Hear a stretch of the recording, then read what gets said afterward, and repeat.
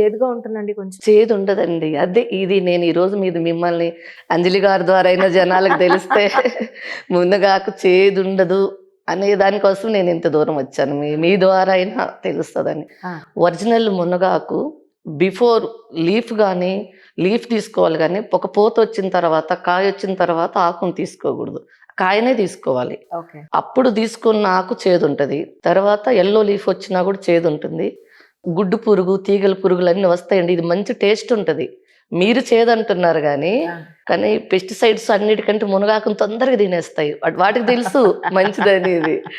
అవి తింటుంటది.